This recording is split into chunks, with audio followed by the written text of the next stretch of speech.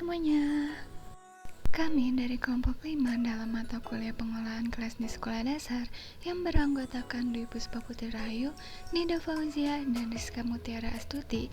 Pada kesempatan kali ini kami akan menyampaikan materi tentang berbagai pendekatan dan manajemen di kelas. Disimak ya. Pengertian pendekatan manajemen di kelas. Pengelolaan kelas adalah keterampilan guru untuk menciptakan dan memelihara kondisi belajar yang optimal dan mengembalikannya bila terjadi gangguan dalam proses belajar mengajar, menurut Saiful Bahri. Selanjutnya ada beberapa pendekatan dalam manajemen kelas. Yang pertama itu ada pendekatan kekuasaan. Di dalam kegiatan pembelajaran, faktor kedisiplinan adalah kekuatan utama untuk dapat menciptakan suasana belajar yang kondusif. Karena itu, guru perlu menekankan pentingnya peserta didik untuk menaati peraturan yang telah dibuat sebelumnya. Berbagai peraturan itu ibaratnya sebagai penguasa yang wajib untuk ditaati. Oleh sebab itu, guru harus mampu melakukan pendekatan yang baik kepada peserta didik melalui peraturan ini dan bukan kemauannya sendiri. Dan alangkah baiknya jika sebelum memulai mengajar, guru membuat kesepakatan dengan peserta didik mengenai keharusan untuk menaati aturan. Namun, tak hanya peserta didik, guru juga harus konsisten mengikuti segala peraturan yang ditetapkan agar tidak timbul kecemburuan di antara peserta didik. Yang kedua, pendekatan ancaman. Dari pendekatan ancaman atau intimidasi ini, pengelolaan kelas juga sebagai suatu proses untuk mengontrol tingkah laku peserta didik. Tetapi, dalam mengontrol tingkah laku, peserta didik dilakukan dengan cara memberikan ancaman, misalnya melarang ejekan, sindiran, dan memaksa. Ancaman ini sepatutnya tidak dilakukan sesering mungkin dan hanya diterapkan manakala kondisi kelas sudah benar-benar tidak dapat dikendalikan. Selama guru masih mampu melakukan pendekatan lain di luar ancaman, maka akan lebih baik jika pendekatan dengan ancaman ini ditangguhkan.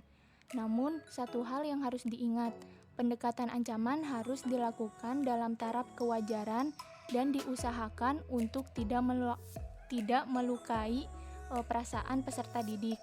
Kebebasan adalah pendekatan yang dilakukan dengan cara guru membantu siswa agar siswa merasa bebas melakukan sesuatu di dalam kelas, selama hal itu tidak menyimpang dari peraturan yang sudah ditetapkan dan disepakati dari sekolah. Pendekatan resep dapat diartikan sebagai cara pandang guru yang berasumsi bahwa kelas dapat dikelola dengan baik melalui pembuatan dan penerapan aturan kelas. Pendekatan pembelajaran adalah pandangan atau sudut pandang yang berupa rencana awal untuk menentukan pelaksanaan proses pembelajaran dalam menerapkan perlakuan yang akan digunakan dalam kegiatan belajar mengajar berlangsung. Selanjutnya ada pendekatan perubahan tingkah laku. Sesuai dengan namanya, manajemen kelas diartikan sebagai suatu proses untuk mengubah tingkah laku siswa. Peranan guru adalah mengembangkan tingkah laku siswa yang baik dan mencegah tingkah laku siswa yang kurang baik. Program atau kegiatan yang mengakibatkan timbulnya tingkah laku yang kurang baik harus diusahakan untuk menghindarinya sebagai penguatan negatif. Untuk itu, menurut pendekatan tingkah laku yang baik atau positif, harus dirangsang dengan memberikan pujian atau hadiah yang menimbulkan rasa penasaran, senang, atau puas. Selanjutnya ada pendekatan suasana emosi dan hubungan sosial. Pendekatan ini didasarkan pada asumsi bahwa pengelolaan kelas yang efektif dan pengajaran yang efektif memerlukan hubungan positif antara guru dan siswa serta siswa dengan siswa.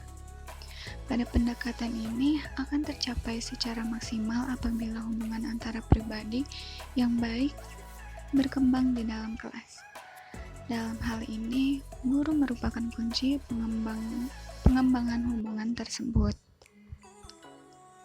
Lalu ada pengembangan proses pendekatan kelompok.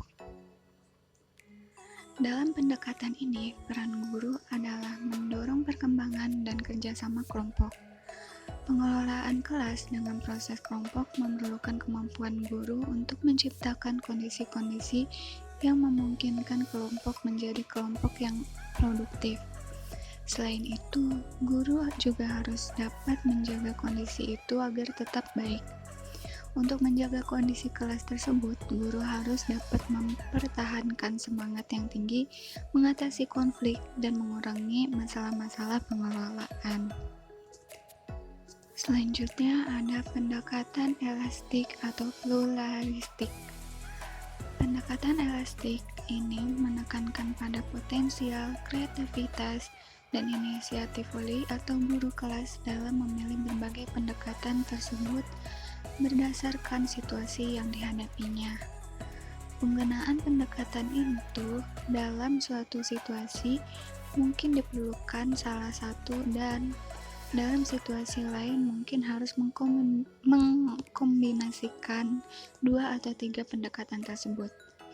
Pendekatan elastis disebut juga pendekatan pluralistik, yaitu pengolahan kelas yang berusaha menggunakan berbagai macam pendekatan yang memiliki potensi untuk dapat menciptakan dan mempertahankan suatu kondisi memungkinkan proses pembelajaran mengajar berjalan efektif dan efisien. Guru memilih dan menggabungkan secara bebas pendekatan tersebut sesuai dengan kemampuan.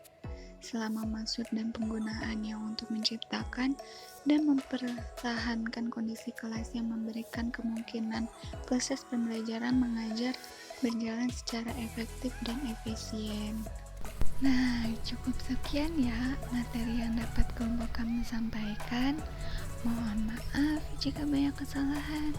Wassalamualaikum warahmatullahi wabarakatuh.